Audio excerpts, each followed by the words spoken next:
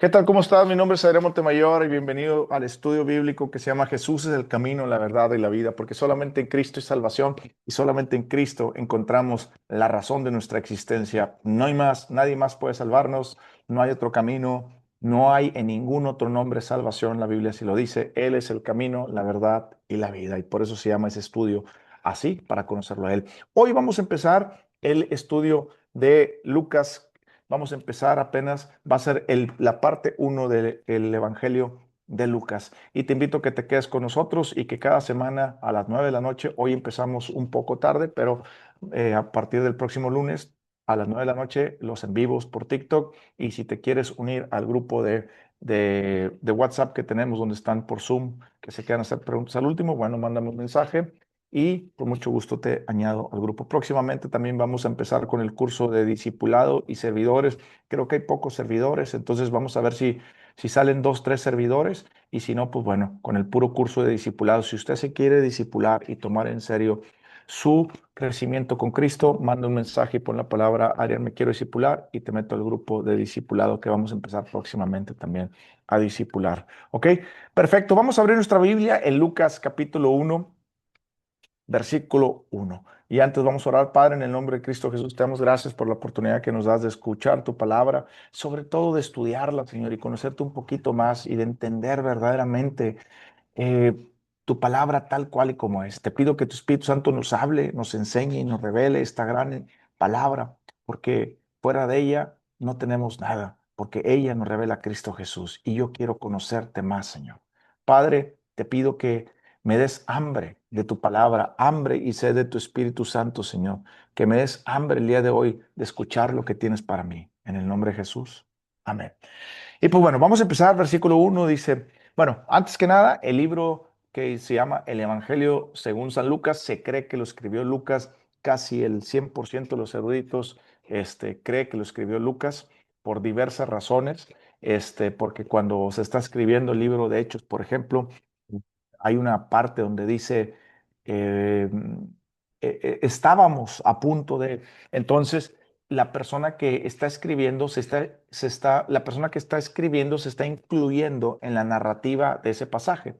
Y solamente había cuatro personas. Uno de ellas era Pablo, el otro era Bernabé y el otro era, perdón, había tres personas. Uno era Pablo, uno era Tito, si no me equivoco, y el otro era Lucas.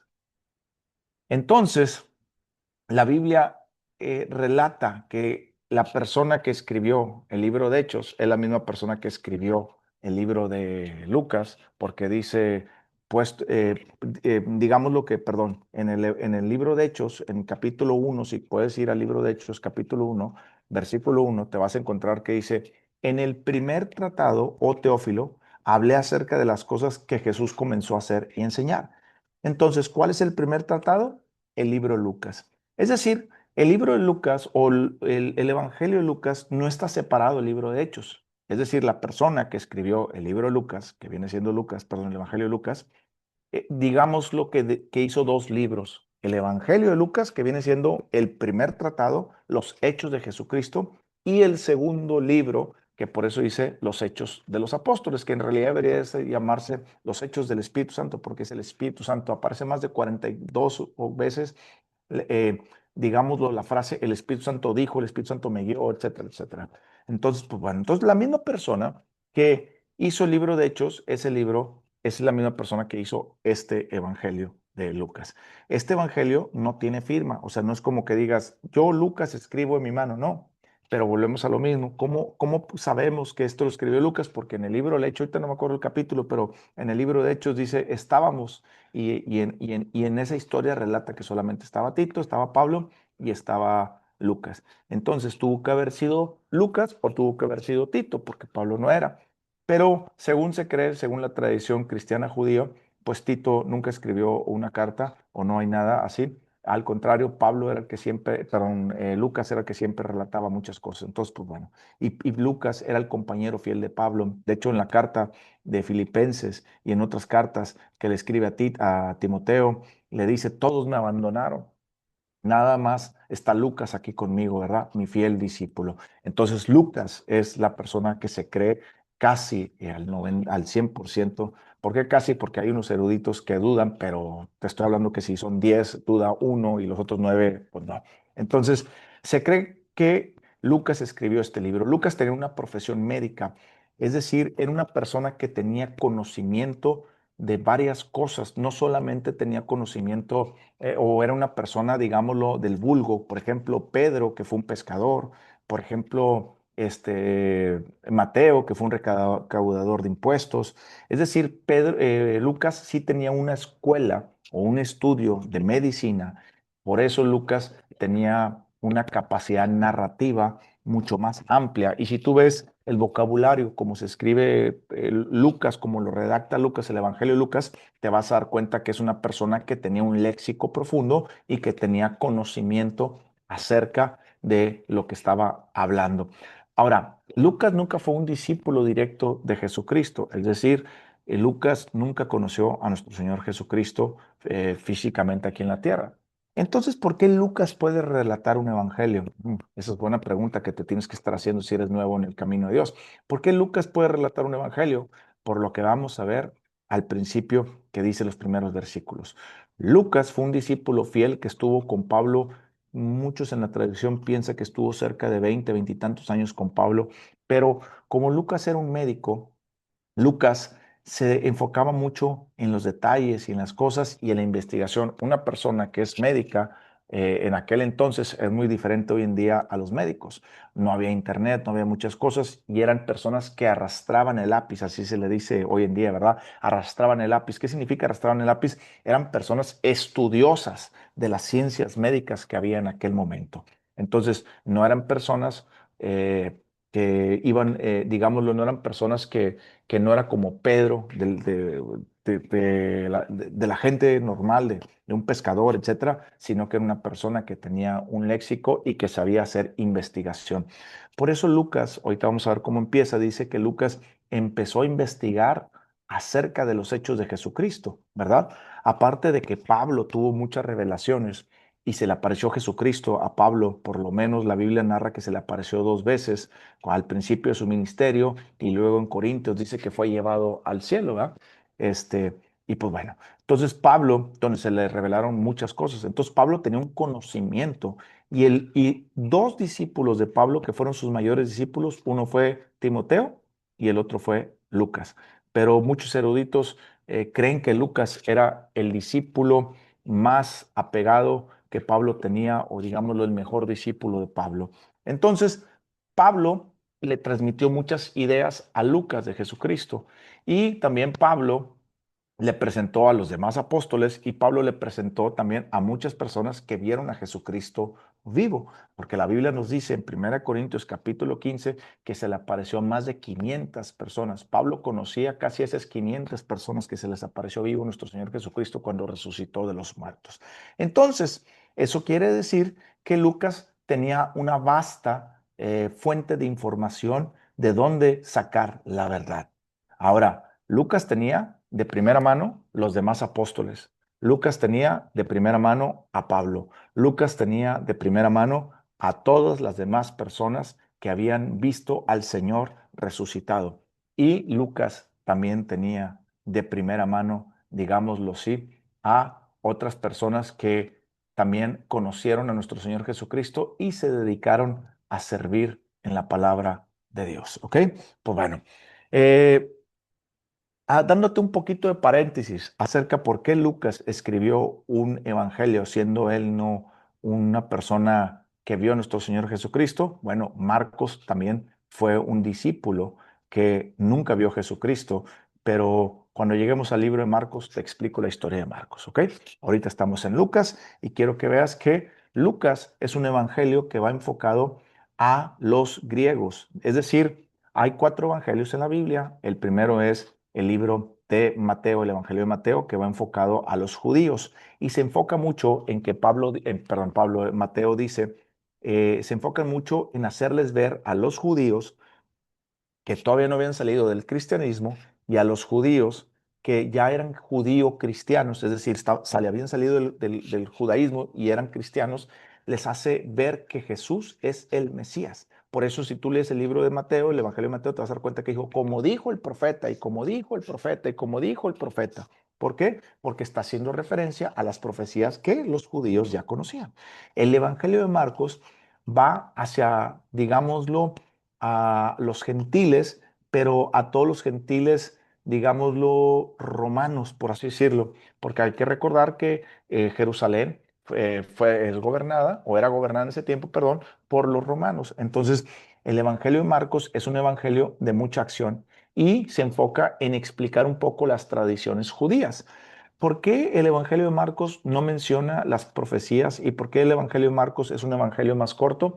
Por la sencilla razón que el Evangelio de Marcos era mucha acción. ¿Por qué no conocían las profecías? Marco dijo, no me voy a meter a detalle a que conozcan las profecías porque el Evangelio de Mateo ya está escrito y ese se enfoca en las profecías. Entonces yo me voy a enfocar en lo que Jesús hizo. Y en el libro de Marcos, en el Evangelio de Marcos, te vas a dar cuenta que Jesús hizo, Jesús fue, Jesús sanó, Jesús esto, aquello, lo otro, porque era un evangelio enfocado a un Dios de poder. De hecho, Marcos describe, el Evangelio de Marcos describe a nuestro Señor Jesucristo como el siervo sufriente y el Evangelio de Mateo lo describe como el Mesías que había de venir. Y el Evangelio de Lucas, ¿a quién va enfocado? El Evangelio de Lucas va enfocado a los griegos, a también gentiles, pero va más enfocado a donde llegue el habla griega.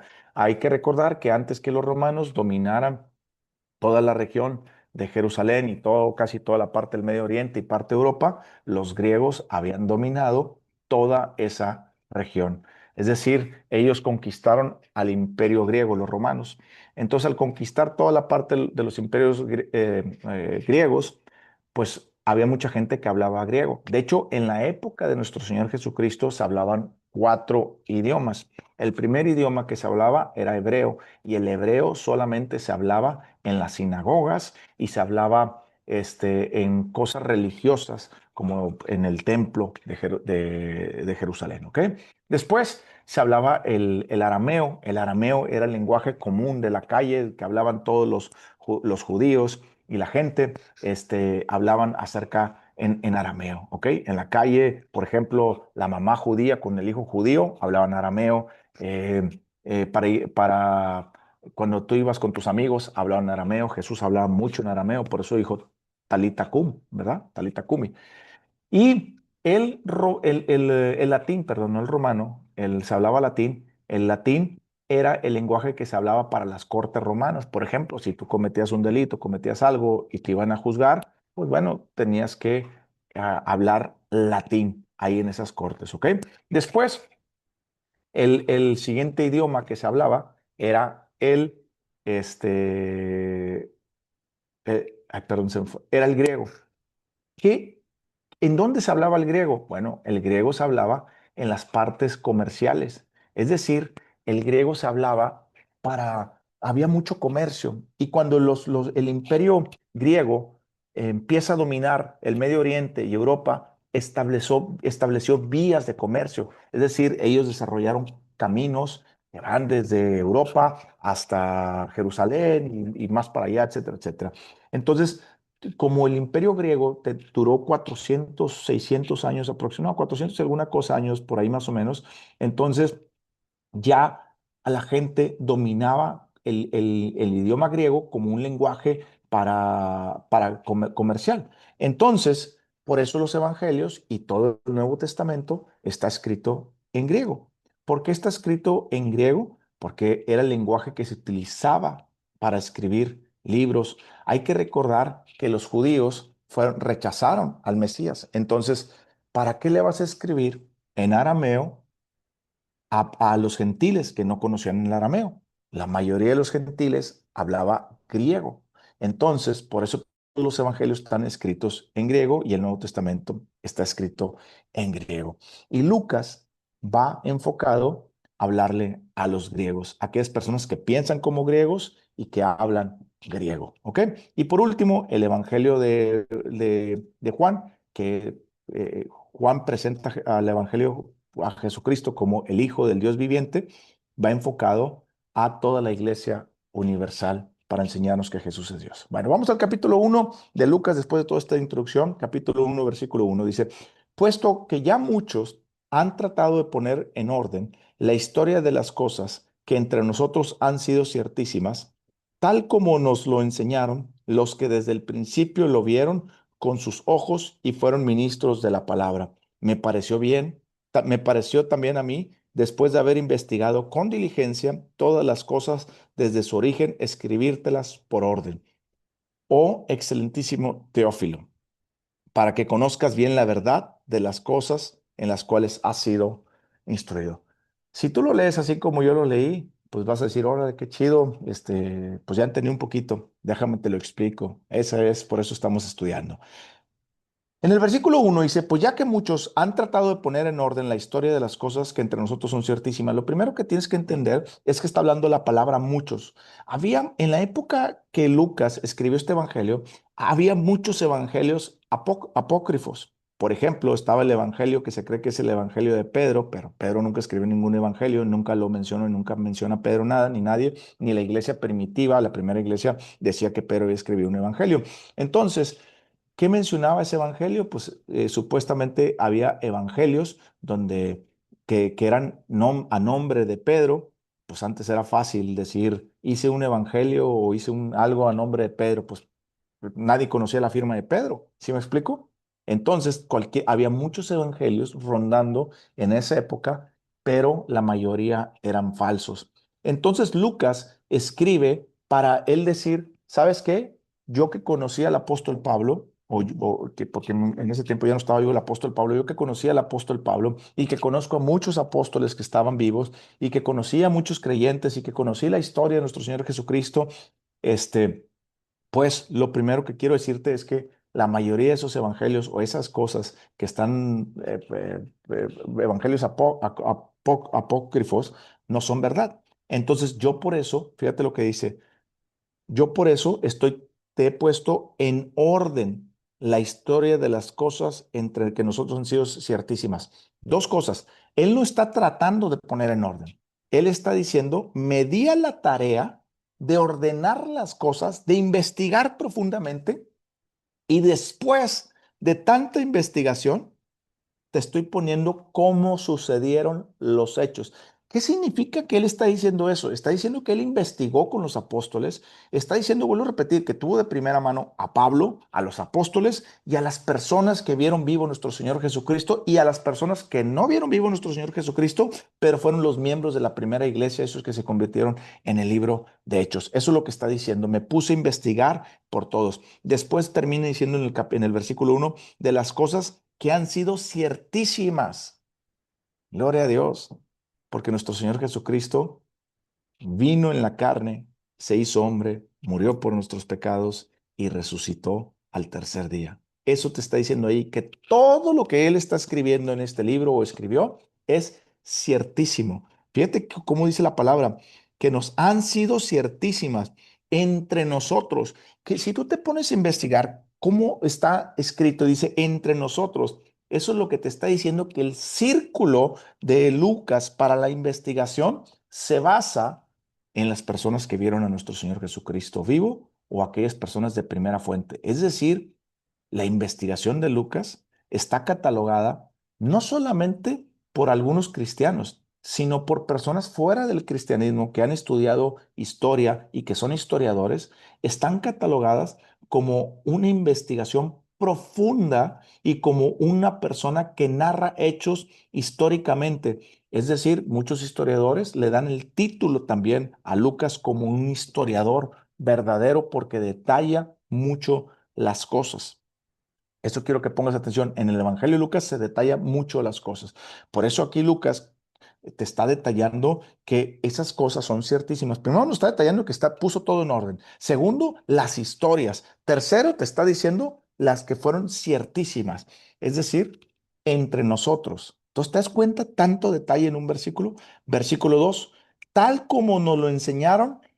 Fíjate, ¿qué quiere decir tal como nos lo enseñaron? Los judíos cuando el pueblo de los hebreos salieron digámoslo, de Israel, perdón, de Israel, de Egipto, cuando Moisés le dio la ley y las empezó a escribir, bueno, esa ley se empezó a divulgar con las personas oralmente. ¿Qué quiere decir oralmente? Bueno, es decir, todo lo que ellos habían visto o estaban viendo en el desierto, se lo pasaba un padre o el jefe de una tribu, se lo pasaba a los jefes inmediatos y luego a los demás inmediatos y a las familias. Entonces vamos a suponer, yo tengo una familia y yo tenía la responsabilidad de oralmente transmitirle a mi familia todos estos hechos.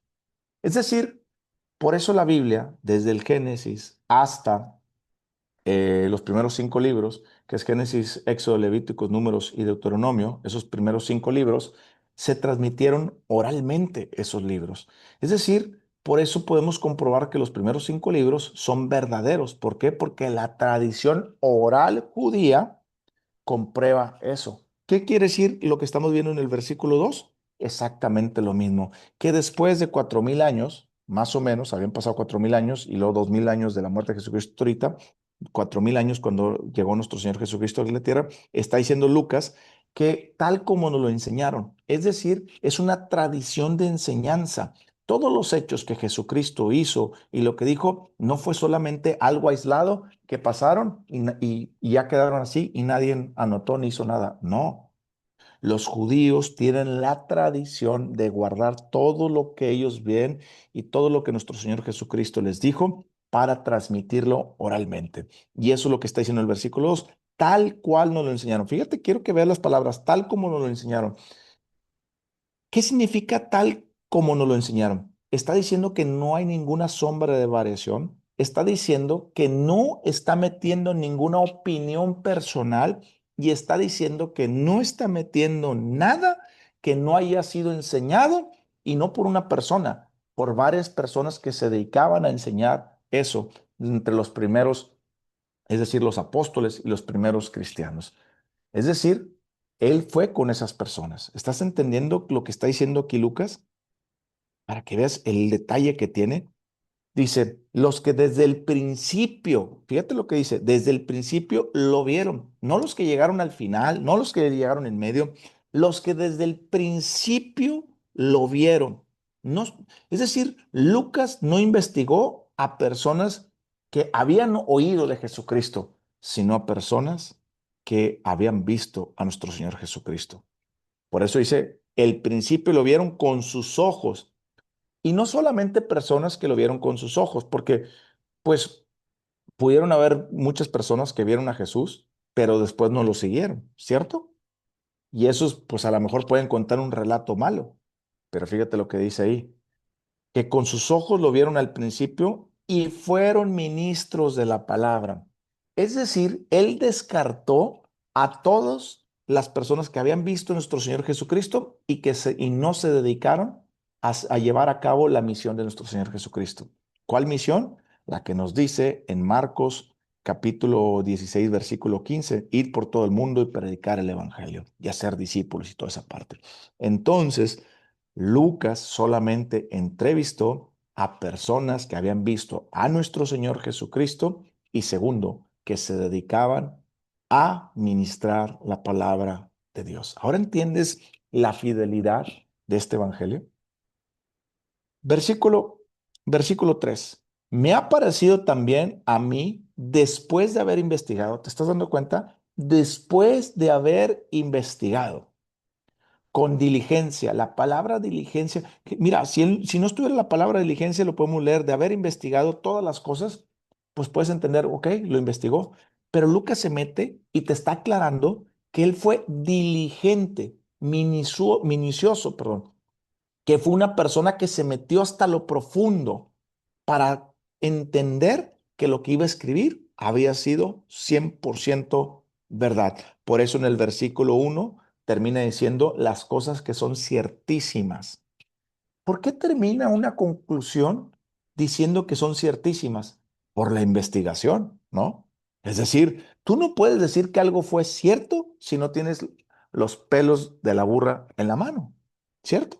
Bueno, entonces él empieza diciendo que todas estas cosas son ciertísimas y te empieza a desglosar el por qué. porque platicó con puros testigos oculares de nuestro Señor Jesucristo, y no solamente testigos oculares, sino aquellos que se dedicaron a servir a nuestro Señor Jesucristo, y no solamente eso, sino que aparte hizo una investigación con mucho detalle y compromiso. Te voy a hacer una pregunta. ¿Cuándo fue la última vez que estudiaste la Biblia con diligencia? ¿Cuándo fue la última vez que hiciste una investigación de lo que estás estudiando en la palabra de Dios? ¿Cuándo fue la última vez que tu pastor predicó un mensaje y tú fuiste como los de Berea y fuiste como Lucas en investigar la profundidad de ese mensaje? Déjame decirte que la mayoría de los mensajes pueden ser bien intencionados, pero la mayoría carecen de profundidad y de verdad bíblica. ¿Y sabes de quién es la responsabilidad? Tuya. Porque la responsabilidad es investigar lo que se nos enseña en las iglesias e inclusive en este live que te estoy aquí contigo en este estudio. Tú tienes que enseñar, tú tienes que estudiar la palabra de Dios. Versículo 3: me ha parecido también a mí, después de haber investigado con diligencia. Fíjate la otra palabra que utiliza. Estoy utilizando la versión Reina Valera. La Reina Valera es la mejor versión para estudiar en contexto. Las otras versiones son muy buenas como apoyo, ¿ok? Todas las cosas desde su origen, fíjate. No dice que investigó algunas cosas, te está diciendo que investigó todas las cosas y desde el origen. ¿Qué quiere decir eso? Que fue una investigación minuciosa, no solamente porque alguien dijo, sino por qué dijo y cómo lo dijo y cuándo lo dijo y en qué momento lo dijo. ¿Me estás entendiendo?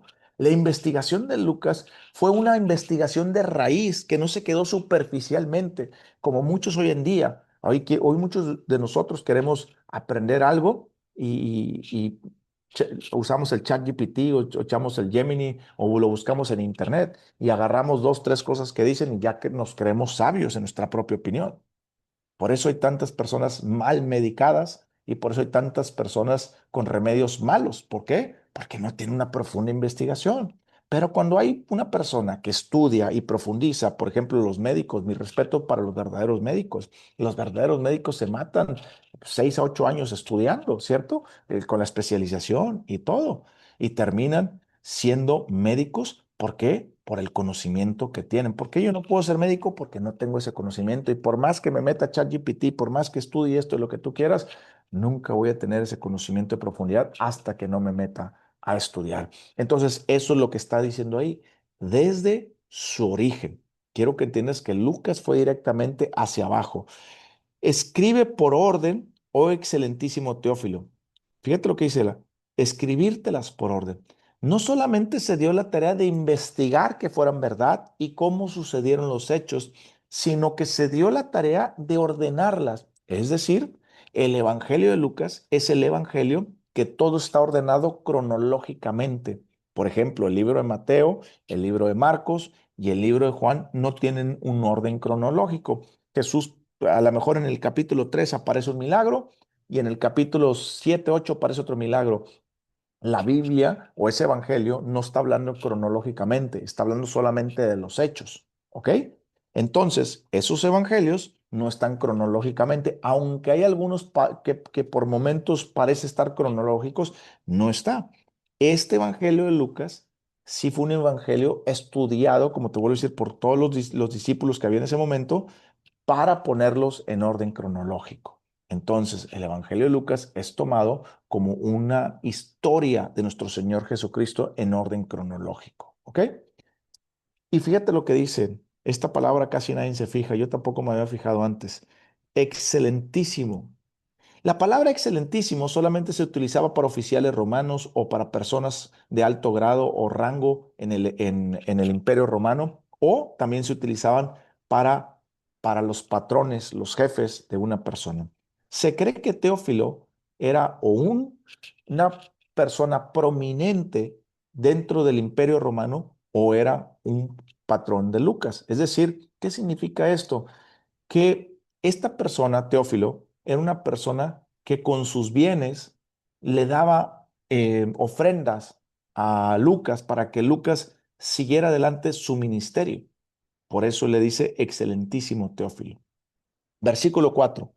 para que conozcas bien la verdad. Fíjate esta palabra, ¿eh?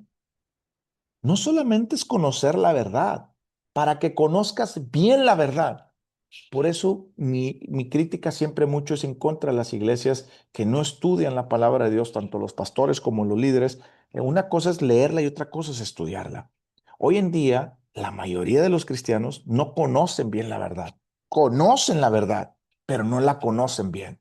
Lo que quiero que entiendas es que tú tienes la responsabilidad, tanto como yo, de conocer bien la verdad. Nadie nos la puede a nosotros inculcar, nos la pueden enseñar, pero nosotros tenemos que conocerla bien. Dice ahí, para que conozcas bien la verdad de las cosas en las cuales has sido instruido. Te das cuenta que este Teófilo ya era cristiano y era una persona que estaba aprendiendo. Por eso dice que ha sido instruido. ¿Te das cuenta que el verdadero discípulo tiene que ser una persona que es instruido en la palabra de Dios? No hay discípulos. Si tú eres una persona que se dice ser cristiano y no lee y estudia la Biblia, lo más probable es que no seas un discípulo, sino eres un oyente de la palabra o un creyente o un seguidor. Pero pastor, ¿no es lo mismo ser creyente, oyente y seguidor y discípulo? No. La Biblia dice que muchos oían de Jesús. La Biblia dice que el diablo cree en Jesús, pero no le obedece. La misma Biblia dice que había personas que habían creído y seguido a nuestro Señor Jesucristo, pero cuando vino la prueba, se apartaron. Deja que entierre a mis muertos, deja que primero vaya y me despida de mi casa. Y Jesús dijo, ninguno que ponga la mano en el arado y vuelte para atrás es digno de seguirme. Entonces, ¿quiénes son los verdaderos cristianos? Sencillo. La Biblia dice en Mateo 16:24 que todo el que quiera venir en pos de mí, niéguese a sí mismo, tome su cruz y sígame. Pero pastor, ahí está diciendo sígame. Sí, pero no está hablando del sígame de seguir. Está hablando de lo que vamos, que dice en Juan 8:31. Mis discípulos conocen la verdad y la verdad los hace libre. ¿Ok? Bueno, versículo 5. Entonces aquí ya el apóstol, perdón, el apóstol Lucas ya empieza, ya hizo una introducción para que veamos de dónde sacó tanta información y para que veamos que no fue eh, así como quien dice, al ahí se va. Versículo 5 dice, hubo en los días de Herodes, rey de Judea, un sacerdote llamado Zacarías, de la clase de Abdías. Su mujer era de las hijas de Aarón y se llamaba Elizabeth. La Biblia menciona tres Herodes y este Herodes que se menciona es el Herodes el Grande. ¿Quién es Herodes el Grande? El que manda a matar a los niños menores de 2 años cuando vinieron los reyes magos, bueno, los reyes sabios y todo eso, ¿ok? Después hay otro Herodes. Ese Herodes está en la época de nuestro Señor Jesucristo. ¿Te acuerdas que había un rey que se llamaba el rey Herodes y que mandó decapitar a Juan el Bautista? Bueno, ese rey Herodes eh, era el segundo rey Herodes. Y el tercer rey de Herodes lo encontramos en el libro de Hechos, que es, de hecho, Pablo ahí también le mandan a hablar con el rey Herodes y todo ese tipo de cosas. Entonces, pues bueno, hay tres Herodes para que no pienses que este Herodes vivió muchos años, ¿ok? Y este es llamado Herodes el Grande. Dice, hubo un sacerdote llamado Zacarías. Fíjate que Dios está aquí, Lucas está diciendo, hablando de Zacarías.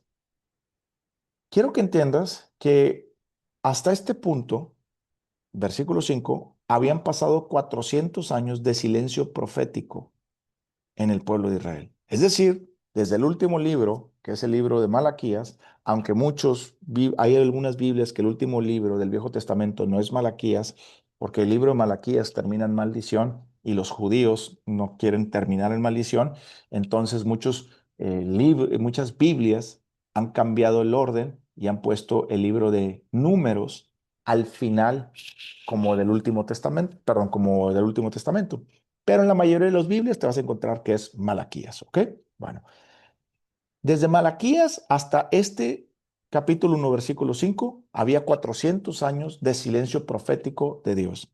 Y aquí Dios empieza a hablar. Quiero que veas, quiero que entiendas los puntos que está hablando. O sea, ¿por qué menciona a Herodes?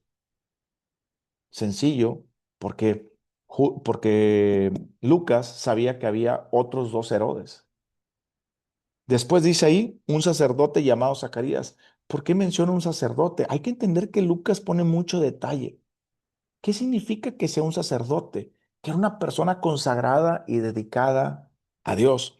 Dice, de la clase de Abías, y su mujer era de las hijas de Aarón y se llamaba Elizabeth. Versículo 6. Ambos eran justos delante de Dios y andaban irreprensibles en todos los mandamientos y ordenanzas del Señor. Quiero que entiendas aquí una cosa. Esto fue 33 años antes de que nuestro Señor Jesucristo muriera, porque pues aquí apenas iban a ser. Es decir, cuando Lucas escribió esto, más o menos lo escribió como en el año 80, por ahí, más o menos 70 y tantos, 80 después de Cristo. Es decir, estas personas ya no existían, pero había personas que daban buen testimonio de ellos. Por eso quiero que veas, ambos eran justos delante de Dios y andaban irreprensibles en todos los mandamientos y ordenanzas del Señor. Él solamente pudo haber dicho, ambos eran justos, pero no solamente lo dejan ambos justos, dice, delante de Dios andaban irreprensibles en los mandamientos y ordenanzas del Señor. ¿Por qué tanto detalle en el versículo 6 si todavía no lo has captado? Sencillo, porque así tenemos que hacer tú y yo. Tenemos que ser personas que tenemos que estar buscando la santidad y personas que tenemos que estar buscando la comunión con Dios. No podemos ser cristianos que decir cristianos que somos a nuestra manera. Por eso muchos de nosotros Dios no nos ha revelado más, porque no estamos comprometidos verdaderamente a tener un buen testimonio. Y te lo digo con todo mi corazón, Cristo viene pronto. Y si por tus frutos se conoce que no eres buen árbol, te vas a quedar. Y yo no quiero que te quedes, ni Dios quiere que te quedes. Dios quiere que seas llevado. Y dice ahí la palabra de Dios, ambos eran justos. Primero, ¿qué significa ahorita en Cristo Jesús que seamos justos? Que aceptamos a Cristo Jesús en nuestro corazón y su justicia nos hizo justo. ¿Ok? Somos justos delante de Dios no porque lo merecemos, sino porque Él nos hizo justos. Andaban irreprensibles en todos los mandamientos. Antes ellos tenían que vivir por los mandamientos de la ley. Hoy en día tú y yo no tenemos que vivir por los mandamientos de la ley, sino por la ley del Espíritu, dice la palabra de Dios. ¿Y cuál es la ley del Espíritu? Sencillo, leer la Biblia, conocer la verdad y andar en esa verdad que fue inspirada por el Espíritu Santo. Después dice, y en las ordenanzas del Señor. Es decir, no solamente yo tengo que ser irreprensible al leer la Biblia y caminar conforme a la palabra de Dios, sino tengo que estar pasando tiempo oyendo al Señor y lo que el Señor me está diciendo acerca de mi vida. Si el Señor me dice, Adrián, como a mí me pasó, quiero que dejes tu negocio para que me sirvas. Yo vendí mis negocios, batallé, vendí mis negocios y tengo 7, 8 años sirviendo a Cristo Jesús de tiempo completo. No me importa que el mundo me diga que estoy loco, no me importa que digo que estoy malgastando mi tiempo, no me importa lo que me digan. ¿Sí me explico? Hay personas a los que Dios le está hablando que hagan cosas sencillas y por eso tal vez, porque ustedes no quieren obedecer a Dios, por eso no se les ha revelado más. Tienen que abrir sus oídos espirituales y escuchar lo que Dios está hablando. Puede ser que Dios le esté diciendo, a lo mejor no, Dios no te está diciendo que dejes tu negocio, tu trabajo, pero Dios te está diciendo, métete más conmigo en la presencia a leer la Biblia y orar. Quiero que vayas los sábados a repartir comida a la gente pobre. Quiero que vayas a centros de rehabilitación. Quiero que vayas a comedores de niños de huérfanos. Quiero que vayas ahí se me olvidó la palabra, para ancianitos. ¿Sí me explico? Lugares, etcétera, etcétera. Entonces, Dios te está hablando y Dios se quiere revelar más a tu vida, como fue el caso de Zacarías y Elizabeth, pero Dios no se va a revelar más a tu vida si tú ahorita, así los perdona la palabra, si tú ahorita no le empiezas a ser fiel a Dios con lo que Él te está hablando, que lo hagas. ¿Ok? Versículo 6. Pero no tenían hijo porque Elizabeth era estéril y ambos eran de edad avanzada. Cuando leemos la palabra edad avanzada nos imaginamos personas de 80, 90, 100 años, ¿verdad? Pero no. La edad avanzada en aquel entonces era entre 50 y 65 años. Es decir, yo, por ejemplo, que ahorita voy a cumplir 48 el próximo mes, pues ya estaría entrando en una edad avanzada. Pero en nuestra cultura, una edad avanzada ahorita no es 50, 60 años, sino es ya la tercera edad, que viene siendo 70, 80 años, ¿cierto?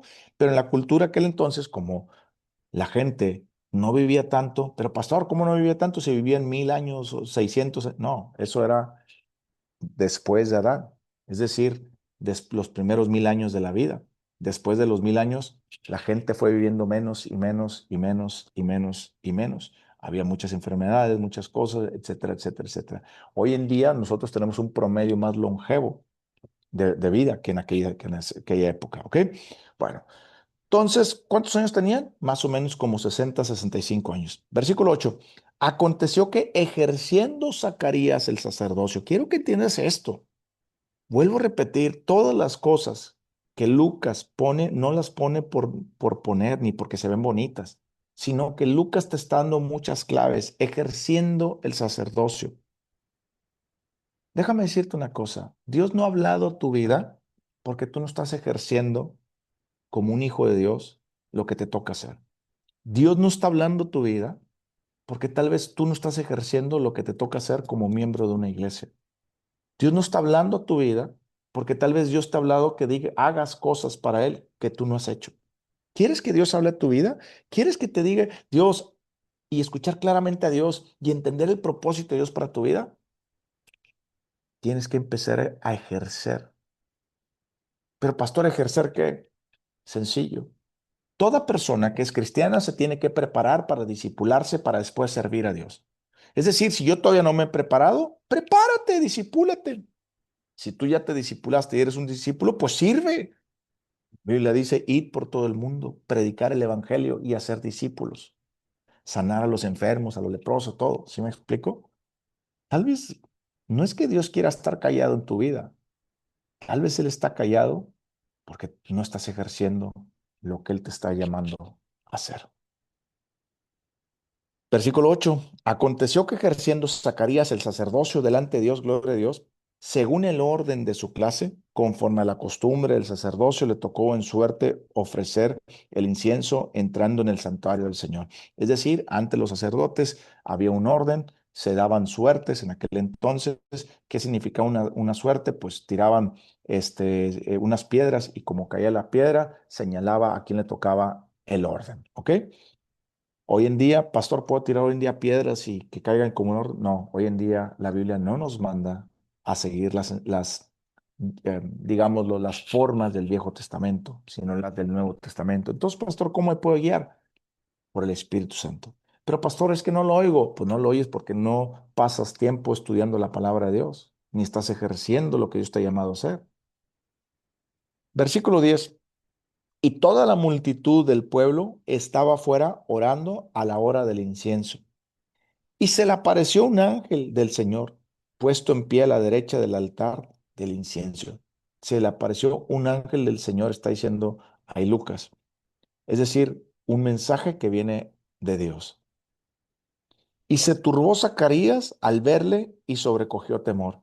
Fíjate que yo estoy a punto, y no sé si de ver un ángel en la presencia de Dios. Hace 8 años, eh, la familia de un buen amigo, que son cristianos, me prestaron su quinta allá por la Cola de Caballo. Los que no conocen Monterrey, allá en la punta digámoslo, a 40 minutos, 30 minutos de Monterrey, en la punta de un cerro muy bonito. Y me fui ahí a vivir por un tiempo y me estaba buscando más de Dios. Y recuerdo que pasé unos días tan intensos con Dios, pero hubo un día en especial que caí hincado. Cerré mis ojos y le dije a Dios, no los voy a abrir, Señor, porque si los abro, voy a morir de miedo, Señor. Yo sé que voy a ver tu presencia, o voy a ver a Jesús, o voy a ver un ángel, porque es tan fuerte, Señor, y que si los abro, voy a caer tirado al piso. Sentí como me puso una mano aquí, después empecé a llorar, a llorar, a llorar sin abrir los ojos, caí al piso rendido sin abrir los ojos. Lloré y lloré y después de un tiempo desperté y todo había pasado. ¿Qué te quiero decir con eso? Yo nunca he visto un ángel, yo nunca he visto la presencia de nuestro Señor Jesucristo, digámoslo así, en una visión tan clara, ¿ok? Pero lo que sí sé es que sí se tiene temor. Y no temor, no miedo, sino temor, reverencia, que el mismo Dios grande y poderoso se quiera revelar, o mismo un ángel que Dios mandó para ese momento, es algo fuera de este mundo. Entonces dice, versículo 12, y se turbó Zacarías al verle y le sobrecogió temor. Hay que recordar que habían pasado 400 años de silencio de Dios. Es decir, por 400 años no había ni aparición, no había apariciones angelicales, no había ni profecía y no había, Dios no había hablado nada. Entonces, te das cuenta que ellos no estaban acostumbrados, habían perdido la costumbre, solamente habían escuchado las cosas que habían puesto en el Viejo Testamento y ahora Zacarías lo tiene de frente. Versículo 13. Pero el ángel le dijo, Zacarías, no temas, porque tu oración ha sido oída. Quiero que entiendas una cosa. Dios oye nuestras oraciones. Zacarías tenía 65 años más o menos aproximadamente. No sabemos cuándo se casó, pero pues normalmente se casan en Jerusalén. La tradición es casarse joven. Por eso vamos a ver María ahorita más adelante. María se casó a los 15, 16 años. Pero pastor, era una niña. En aquel entonces no era considerado una niña. ¿Sí me explicó? Bueno, en este tiempo, entonces ponle que estos Zacarías y Elizabeth se casaron jóvenes o si te gusta a los 20 años. Tenía 40 o 45 años o tal vez menos o tal vez más orando por un hijo. ¿Por qué sabemos que estaba orando por un hijo? Porque la Biblia nos describe, o Lucas nos describe que eran estériles y describe que no podían tener hijos y describe también que ya eran de edad avanzada y cuando viene el ángel y le dice, Dios ha escuchado tu oración y te va a dar un hijo. Entonces sabemos que estaba orando por un hijo. Quiero que sepas que cuando tú verdaderamente tienes una relación como Zacarías con Dios, donde eres una persona que sirve a Dios, donde eres una persona que está buscando más de Dios y que está esperando que Dios lo use, porque Zacarías estaba en el oficio. Dios no te va a encontrar si tú no estás donde debes de estar. Pero ¿cómo, pastor? Sí, la única forma que Dios te encuentre donde tú no, donde tú debes de estar es para llamarte la atención y corregirte y ponerte en el lugar que debes de estar. Pero ahora es tu responsabilidad obedecerle para estar en ese lugar. ¿Tú quieres ver milagros de Dios? ¿Quieres ver oraciones contestadas de Dios en tu vida? Necesitas estar en el lugar que Dios te está llamando a estar. Vuelvo a repetir. Pero pastor, ¿qué lugar es ese? Vuelvo a repetir. Dentro de la etapa del cristiano está la persona recién convertida en Cristo. Esa persona recién convertida apenas se está enamorando de Cristo y tiene la responsabilidad de pasar de ser un niño en Cristo a un adulto en Cristo. Es decir, tú tienes la responsabilidad de crecer en Cristo Jesús, aprender la palabra. Después, cuando ese niño ya es adulto, ya puede decidir. Entonces ese niño ya no es niño, es adulto y dice, quiero convertirme en discípulo. Y esa persona que se convierte en discípulo empieza a estudiar la Biblia con más profundidad y empieza a servir al Señor en algo que Dios le está hablando en su corazón. Después, cuando esa persona dice, Señor, ya te he servido por 10, 15 años o no sé el tiempo que Dios ponga en tu corazón, Dios te llama y te dice, ahora sírveme. Quiero que vayas a la sierra, quiero que vayas a Tombuctú, quiero que vayas a cualquier lado a predicar la palabra, porque sabe que Dios ya te preparó. Hoy en día se nos vende un evangelio muy light y ese evangelio muy light es humanista. Ese evangelio light es Dios va a cumplir tus deseos. Dios va, si tú quieres ser cantante, Dios te va a hacer cantante y te va a hacer famosa para su gloria. Esos son pamplinas, son mentiras. Dios no viene a cumplir tus sueños. Nuestros sueños tienen que ser sometidos a Dios. Y lo que Él quiera, ese es mi sueño ahora. Pero pastor, la Biblia dice que nos va a dar los anhelos del corazón. Sí, los anhelos que están conforme a su corazón, porque ahora tengo el corazón de Cristo. Me ha tocado tantas tonterías que enseñan pastores. La vez pasada platicando con un amigo, me decía mi amigo, pastor, me decía, oye, pero ahorita se quedó, tiene dos, 3 años sin trabajo y ahí va, y él está buscando trabajo, pero el Señor lo ha llamado a servirle hace mucho tiempo y él no ha querido, pero bueno. Entonces él le decía, oye, Mario, o él le decía a mi amigo, oye, Dios te está llamando a servirle, ¿por qué no le sirves? Lo que pasa es que yo le he puesto mis sueños a Dios y yo quiero que mi hijo vaya a la Universidad de Harvard. Entonces yo estoy trabajando para crear un patrimonio para que mi hijo vaya a la Universidad de Harvard. Pero tú ya le dijiste a Dios si ese es el sueño de Dios. Pues no, porque Dios ha prometido darme los deseos de mi corazón. Y esto estoy hablando de un cristiano maduro que tiene más de 20 años en el Señor y a mí me consta que es un cristiano maduro. Pero ¿por qué pasa eso? Por un mal evangelio enseñado de una manera que no es correcta, donde se le dice Dios va a cumplir tus sueños. Dios no va a cumplir tus sueños. Dios va a cumplir sus sueños en ti si tú te pones flojito y cooperando con Él. Y me dice, ¿cómo, Adrián? Entonces, él no me lo va a cumplir. Le dije, ¿ya hablaste con Dios? ¿Ya le preguntaste si Él quiere que tu hijo vaya a Harvard? Porque si no construyes la casa, si Dios no construye la casa, en vano la construye. Y así hay muchos cristianos creyendo eso. Dios, si tú quieres que Dios hable a tu vida, Dios te tiene que encontrar en el lugar que Él quiere que estés en la temporada que tú estás ahorita. Así es que si estás aprendiendo la palabra de Dios, dedícate a aprenderla. Métete en serio. Busca crecer en ella. Sea un cristiano maduro. Ya estuvo bueno que solamente abra la Biblia de vez en cuando. Ya estuvo bueno que solamente cuando vayas a la iglesia abres la Biblia. No. Si tú eres un cristiano que quiere comprometerse a crecer en Cristo Jesús, tú tienes verdaderamente la responsabilidad, no el pastor, no ni yo, sino tú de abrir la Biblia, creerla y vivirla.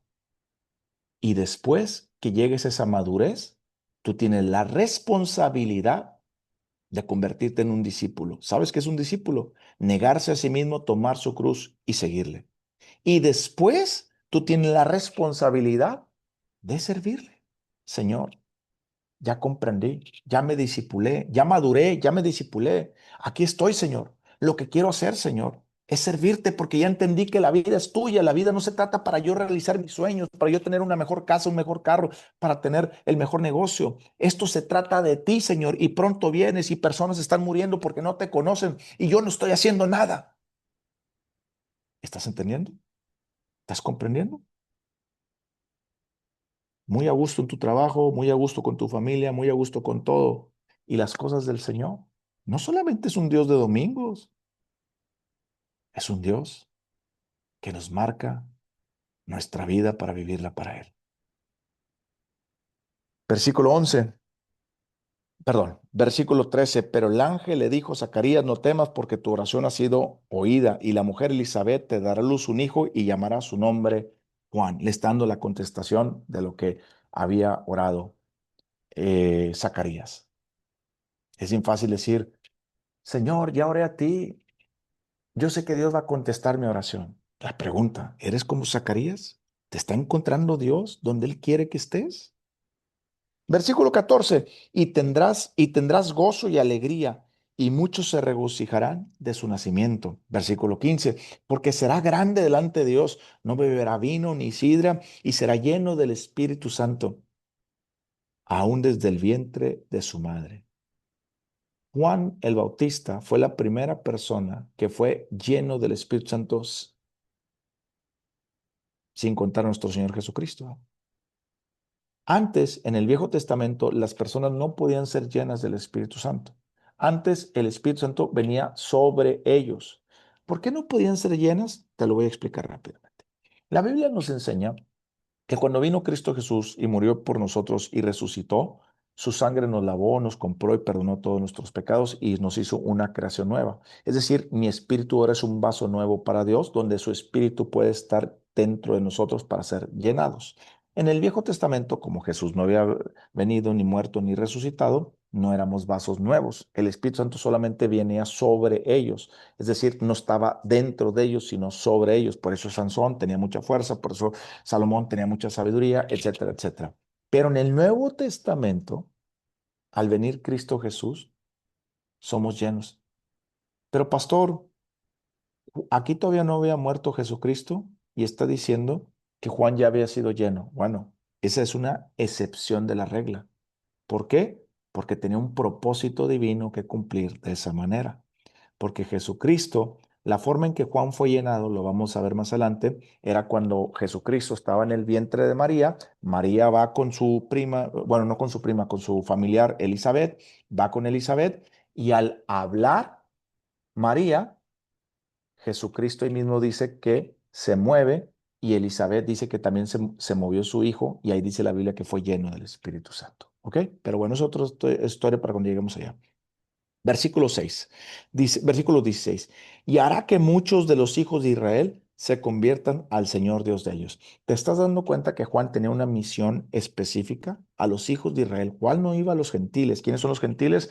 Las personas que no eran judíos, sino Juan iba dedicado a los judíos. Es decir, tuvo un ministerio fuerte. Versículo 17, él irá delante de, perdón, irá delante de él con el espíritu y el poder de Elías. La Biblia nos enseña que las profecías judías decían que antes de que viniera el Mesías, se aparecería el profeta Elías, el mismo profeta Elías que fue tomado en la carroza de fuego y no murió, ¿ok?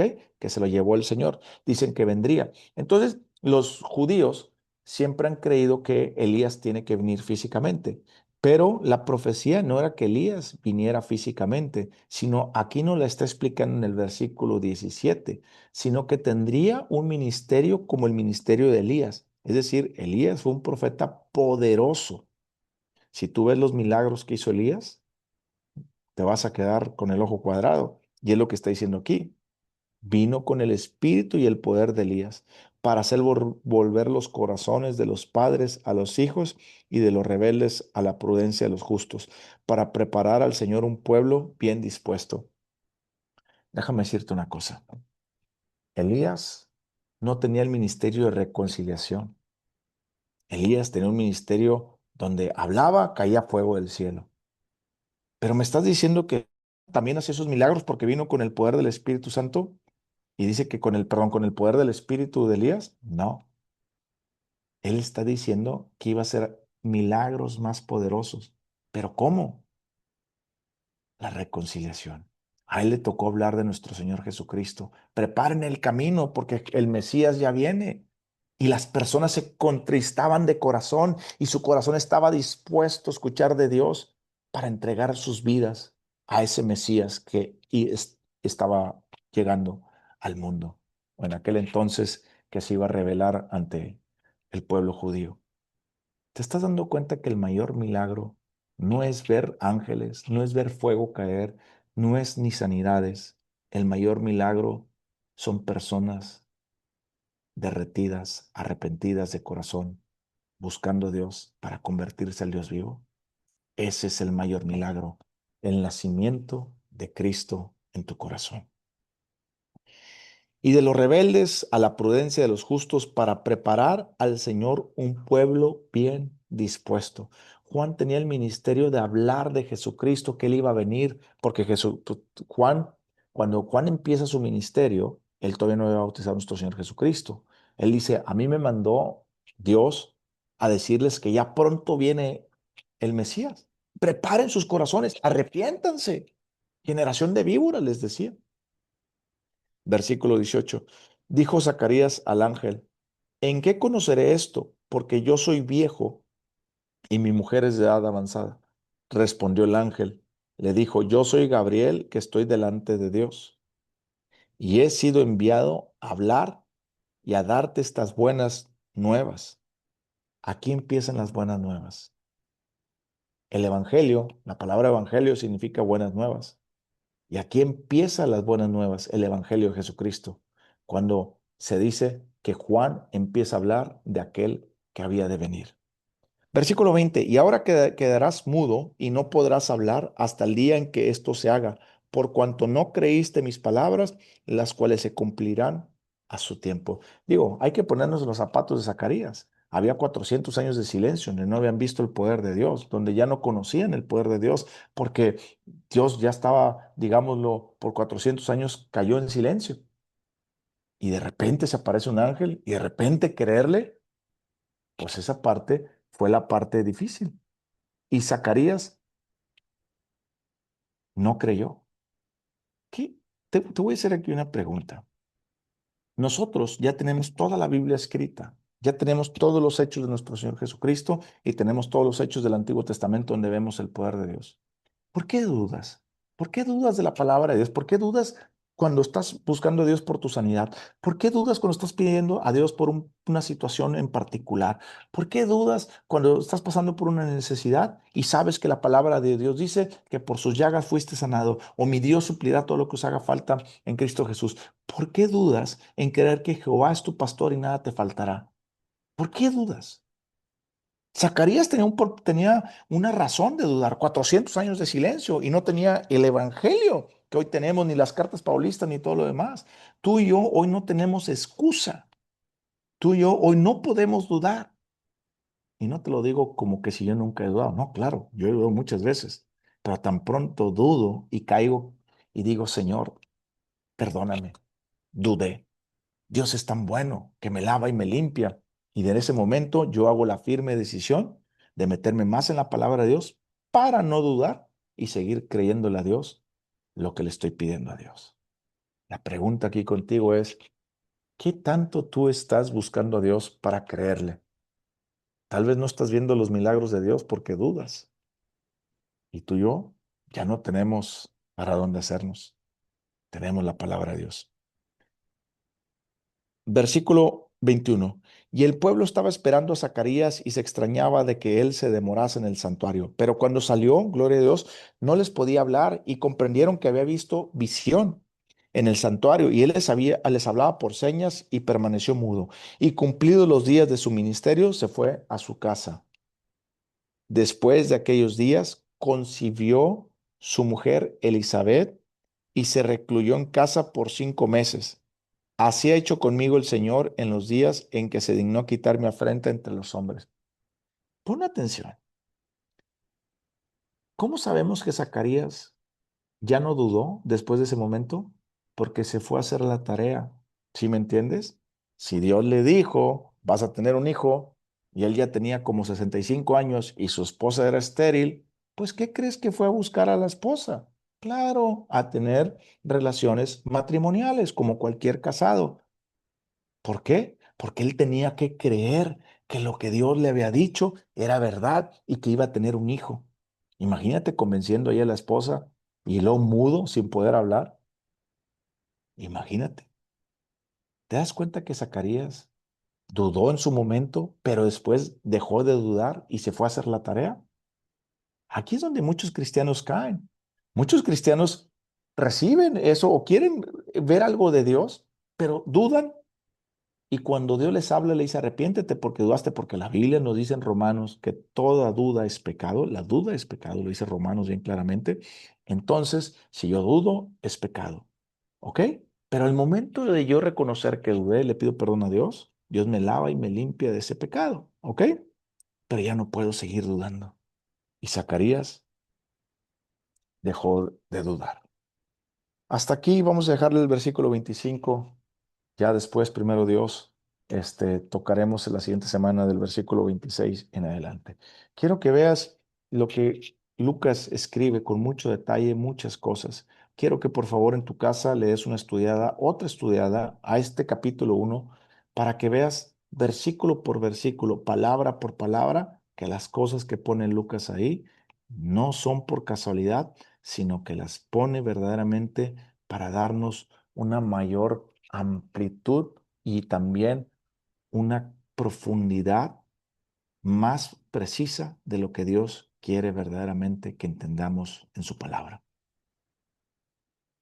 Te mando un fuerte abrazo, que Dios te bendiga. Vamos a orar, Padre, en el nombre de Jesús. Te doy gracias por la oportunidad que nos das de estudiar tu palabra. Te doy gracias por permitirnos escuchar el día de hoy. Que tu Espíritu Santo nos siga hablando y redarguyendo.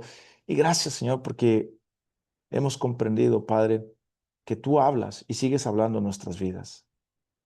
Y que así como Lucas, Señor, fue una persona que dedicó su vida a conocerte íntimamente y a servirte, ayúdame a que en este estudio de Lucas que vamos a tener todos los lunes a las 9 de la noche, yo te conozca más, porque quiero crecer como un cristiano maduro. Después quiero ser un discípulo entregado a ti. Y por último, quiero servirte, cuésteme lo que me cueste. en el nombre de Jesús. Amén. Para todos los que están en el live,